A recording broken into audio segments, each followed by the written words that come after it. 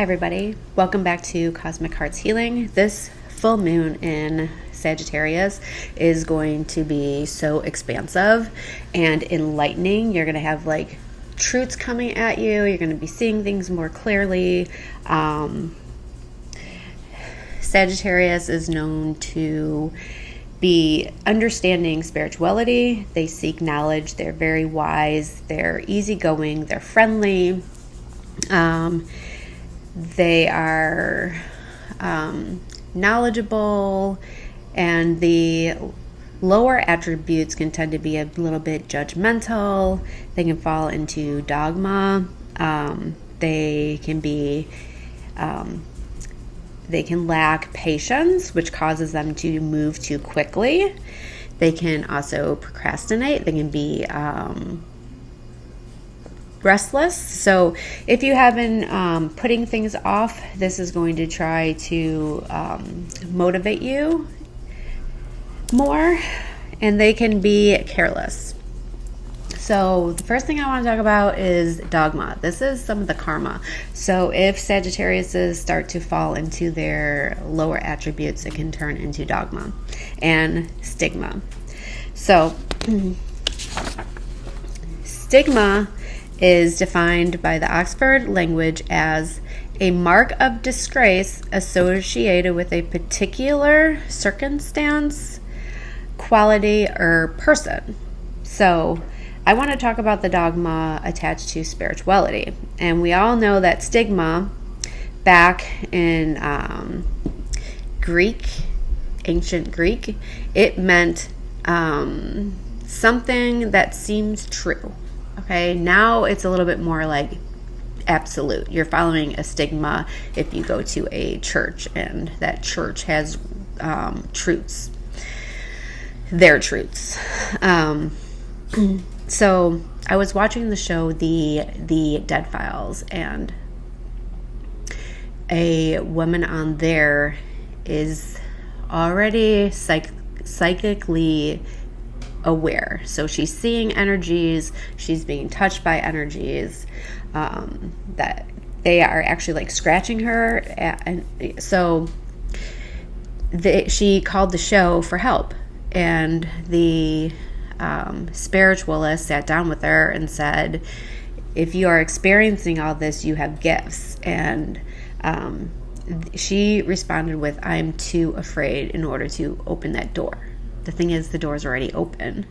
So if you're having all these things happening, her fear is actually holding her back from learning about how to protect herself, learning about spirituality, trying to seek knowledge. So that was one dogma. Another dogma is, I've actually heard spiritual teachers before trying to teach people how to spot if someone is a true spiritualist or not. And the way that they were choosing to do so was by saying, if they do this technique. And I was kind of taken back, because that to me is dogma, saying that if you do this one technique, that you could be false, because the most amazing people that I've ever seen with their spiritual gifts have channeled this way. So I rather not create more dogma in the spiritual world where it's already so much heavy. I rather teach people how to have proper discernment, how to discern, not just in their spiritual world, but in all of their world, how to trust themselves, how to know what's right and wrong. And I also believe that if you're drawn to someone who's not true, if you're drawn to someone false, then you also are attracting that in order to learn something. So rather than creating that dogma, I rather just release that and try to teach people in a more knowledgeable, wise way. And I do post on my blog now. If you were to go to cosmichearts.com, I do post in more examples and everything in full. So if you want to check that out. And the next thing I want to talk about was acceptance of self and other. So understanding spirituality opens the door to acceptance of self and acceptance of others. This is one thing that this sign is here to teach us that there is a guy that I've been watching online. His name's Tim Fletcher. He is a counselor, and he knows about conflict trauma. And he says that 75% of everybody in Canada has some point of conflict trauma. And conflict trauma carries 60 unhealthy characteristics. So if everybody just goes around pointing out these unhealthy characteristics that you have and not trying to come from a place of compassion and understanding and learning how to properly show up the best that I can show up for you, also with boundaries, but also show up for myself. So this is what he's trying to teach. I think it's wonderful. He's so honest about healing that it has to come from within you. He's so honest about how long it can take. He says that healing from conflict trauma could take up to 6 months, up to 10 years, which I know that healing takes a long time. So it's really just nice, because I find like a lot of people just want to find that one person or that one and done, and it doesn't work that way. It all comes from within yourself too. So, learning about these traumas, learning about the core wounds, learning about these characteristics, learning about them for yourself is one way that you can learn to discern people and understand them.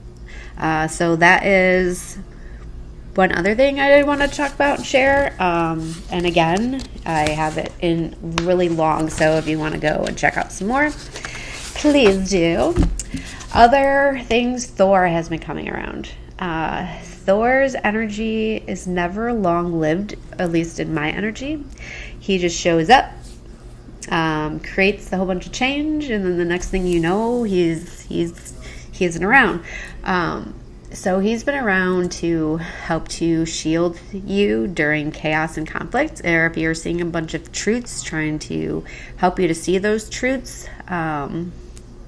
So I also had a dream about a switchboard that you choose what you plug into. So right now is a time that you get to choose if you want to plug into the a pattern from the past, or if you are or if you want to let that pattern go and rise above it. Now, there's no right or wrong. I've relived patterns repetitively for a long time, but I don't even like to say that I repeated, because every time that I was in a pattern, I was always learning and growing, and I was never at that same plateau. As long as you are entering a cycle again that you might know is not the best for you, with self-awareness of, I want to see truth, I want to learn, I want to heal, I want to expand, you're on the right path. Regardless, you're always on the right path. Even someone who's not aware, like some of those people who are not aware and is not doing the self-work, has pointed me and made me so much stronger. And another thing Sag can do, like I explained, is they can move quickly. They can they can have fear of repeating. And right now you can be like, oh my God, I don't want to repeat that pattern. I need to move this way. But they move towards something else that is almost like the same pattern, but just like new. It's not the same person. It's not the same, So right now is a good time to just make sure that you aren't moving in the wrong direction out of fear of attaching back to an old pattern. The song that I heard was by Rascal Flatts, Life is a Highway. And it's just talking about like what I said before. There's no distance between someone else and me. As someone else who has conflict trauma, I shouldn't create distance there. It's just a misunderstanding once, but now I can see it. There isn't no road that I can't hold that is too rough. So if you truly love someone, you can get through anything as long as both people have self-awareness and both people are trying to work on themselves. That is when the light comes in, and you can tell them We are survivors. So that's my take on that song. I think it's a beautiful song for right now. Some of the meridian points that came up for me were bladder 61 and bladder 62. Again, it's just talking about working on your mind, keeping your mind clean, keeping your mind towards expansion. If you would like to check them out, they are on my website about what that means. And last but not least is spiritual bypassing. So spiritual bypassing is when we mask or create a reason for not addressing healing. This is done through the false stigma that we have learned or created. A few examples will be telling yourself or a client not to look at the past. Now, sometimes I get someone's really not at a place to fully look at the past. But in my opinion, if someone is being triggered, if their subconscious is making them look at the past, then we have to look at the past to determine what that trigger is and what is the best way for them to understand that trigger. So it's actually trying to look at the now to try to understand this is how it was created. This is what you're doing. This is how we can stop doing that. Okay, so I think once I can talk about my past, this is the life that I've experienced. This is what I've learned and grew from it. And I could be in that trusting, confident, I understand why it all happened. That is the best place to be, rather than like, oh my God, I can't talk about that. Okay. Putting too much faith in something or someone to handle your stuff. Like I already said earlier, like I'm going to find that one healer, I'm going to find that one person, or I don't really have to work too hard because everything's just going to come to me. So that's spiritual bypassing. Learning and focusing on the law of attraction only. So thinking, as long as I have proper thoughts, as long as I'm thinking happy, then I am happy. Even though your subconscious and all these triggers are just like coming up. You know, you can't be happy without doing the work inside yourself. Turning or pushing away pain. There's times throughout my growth that I would be like, okay, I'm feeling this pain right now, but I got to get through work. I just want to acknowledge that I'm going to address this pain later. And then I would try to tell my mind, like, right now is not a good time to handle, like, this. And then I would go home and I would journal about it and I would write about it and I would spiritually work on that pain. Refusal to look at a wound, knowing that you have a wound, someone pointing out a wound, or just knowing like maybe you're not showing up in the best healthy way and doing nothing about it. That is the energy of sloth. That to me is one of the worst sins.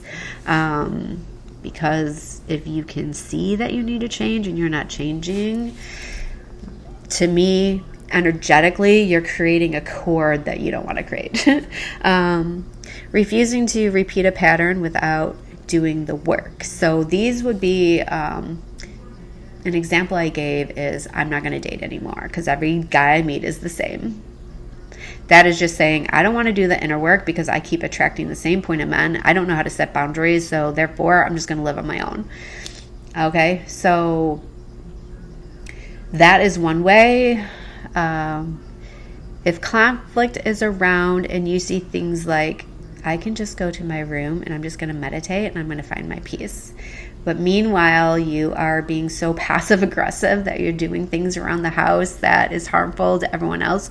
You're not having healthy discussions, but you are telling yourself that you're in alignment and you're keeping peace by going in your room to connect with source energy.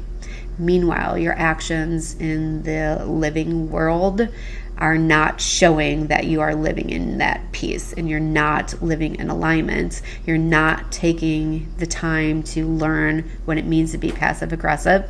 You're not taking the time to learn how to have healthy conflict, or how to work through it. And normally that falls into, look what they're doing to me. Nobody cares. And everything is like the world's against them. You are being guided by source to move a certain direction, but yet you don't want to. You know how many times that I was like, why are you guiding me this way? Like, why are you doing that? Why? But I listened, and there was always a reason. And, I could have taken the easy way out and just said, nope, not doing that. So knowing you're being guided some way and not wanting to do the work or not wanting to pay attention. This can also come just as like not trusting yourself, like people who's just starting to spiritually awaken, or if there was one time that I got in my car and they're like, hold your coffee, it's going to spill. And I'm like, my coffee's not going to spill. I had on these brand new boots. I love these brand new boots. They're like a light tan, of course. And I wasn't being extra careful. I should have maybe taken 2 trips, and I spilled coffee all over my new shoes. So that would be one way of just, that to me is like lack of trusting myself. I had to learn to trust those things. And I learned to trust those things by spilling coffee on my shoes. Your attachment style is unhealthy, and so this is one thing I see, and I think it's great. Teachers are trying to guide people, like, if you have this attachment style, this is how you should be showing up in conversations. And I think that is great, because we do need to learn how to communicate in a healthy way. But I also hope that people aren't just learning that way. Hopefully people are learning more about the attachment style, and they're just not trying to act as if they're doing the healing work, though that they're not doing it. So that's what this Sagittarius energy is all about. It's all about spirituality, spiritual bypassing, less judgments, understanding the process more. And I just want to tell everyone happy full moon, and have a blessed day. Bye.